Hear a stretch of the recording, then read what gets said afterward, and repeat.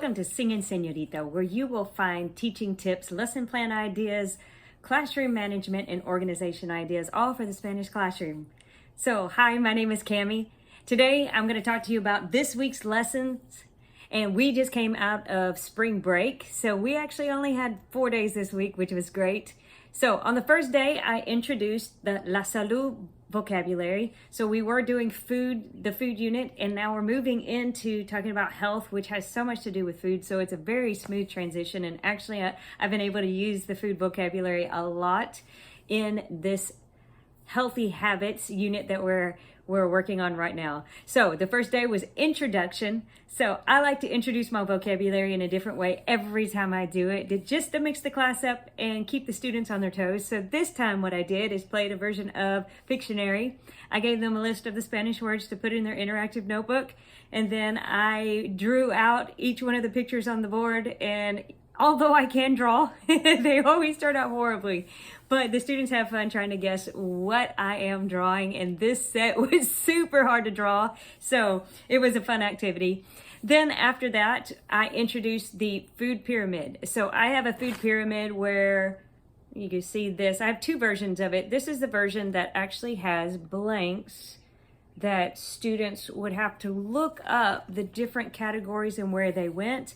I didn't give my students that one. I gave the other side where it actually has the portions for each one of the food groups that are on the food pyramid. Now, for this part, I have used it where it's blank and they have to research on their own and figure that out and then do the steps that we did in class. So what we did in class, I gave them the food pyramid that had the portions, and then I gave them a sheet of paper that had all the little foods drawn on it, and they had to color the foods and put them in the right category.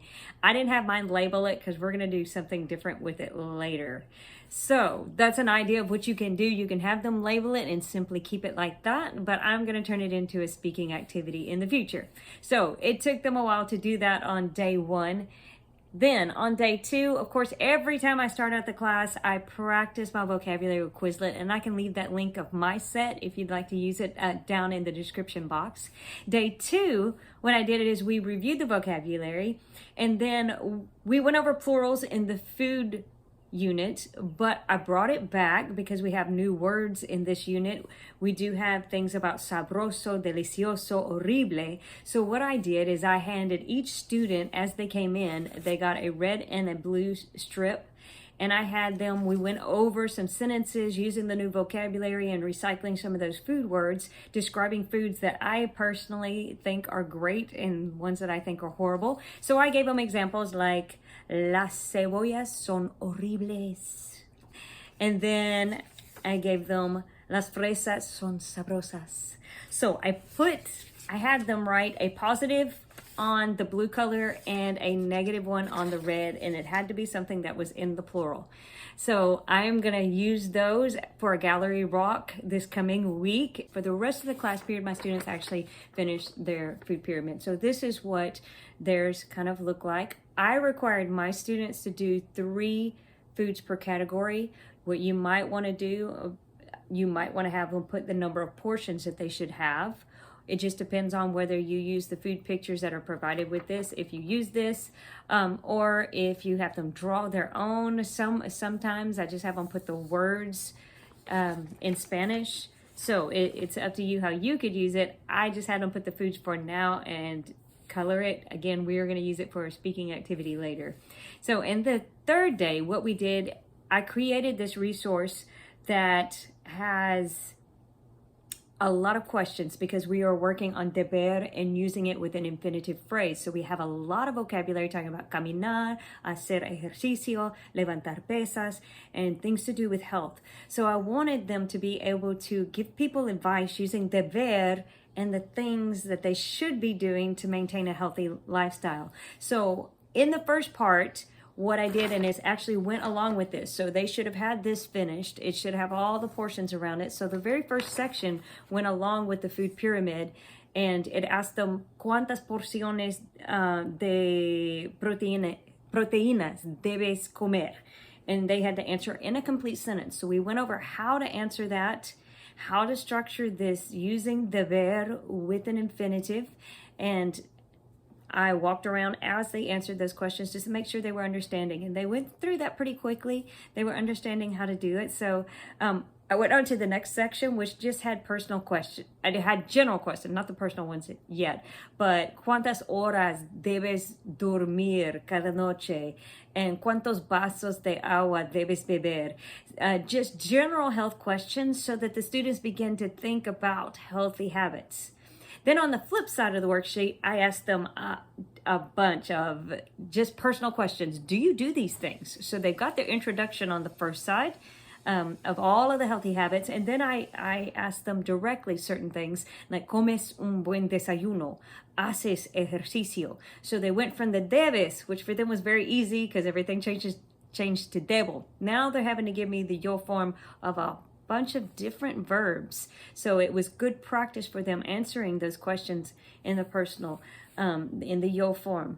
So they, we went through and we practiced a lot. We practiced over and over before we flipped it over and let them do that side. And then the personal questions on the back. But we did not finish because there's another element to that back side. So on day 3, which actually, that's day 4, isn't it? That is day 4. So on Friday, what we did, we came back and I had them, of course, we went over the Quizlet, we went over our warm-up, practicing the things that we've learned throughout the week. And then I told them to pull out their worksheet. So we went over those 2 questions. We practiced a little bit with 2 questions and how you answer them and what the concept is and how you should have been answering those. I gave them a little bit of time if they didn't finish up a few questions. And then they had to work with a partner and they had to ask each other the questions and they had to answer them in a full sentence. They couldn't just say sí or no. But on the worksheet, it had on the side of each one of the questions what their partner's answers were. So if they asked, ¿comes un buen desayuno? And the person said, no como un buen desayuno, then they would circle no. And then they went through all of the questions with their partner, let their partner ask them the questions. And I told them, you have to answer in a full sentence. If I don't hear you doing that, they would lose some of their participation points. So I wanted them to practice because they know when I am serious about practice, they are going to see these questions again.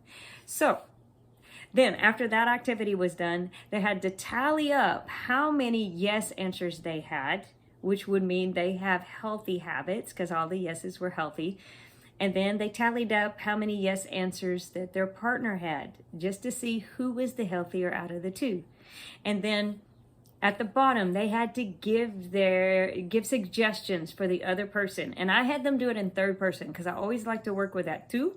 Learn how to do the yo and then turn it into a third person so that you are learning those different forms and using them practically. So they had to write things like, Carolina debe comer más verduras. So anything they answered no to, I told them that would be a good suggestion that they should start doing that. So students wrote that. And then after that activity, they worked on Flangu, which is a great website. It is a paid subscription that my school happens to pay for us. But what it is, it has leveled readers for French and Spanish and other languages, but they are leveled.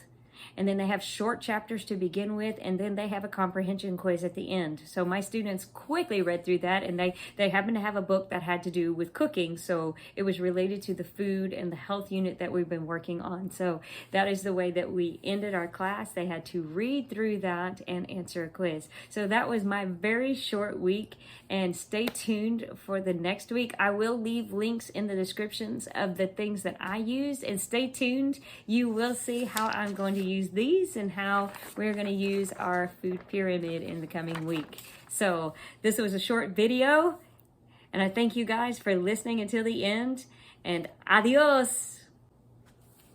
I am back because I forgot one thing. We have a Teachers Pay Teachers site-wide sale, and I have a giveaway. I have one $10 Teachers Pay Teachers gift card. So if you'll go over onto my blog or click the link in the description and sign up for my newsletter, you will be put in the drawing for the Teachers Pay Teachers gift card. So, almost forgot. Thanks for staying to the very end, because if you didn't see this part. So thanks guys again for watching, and adios.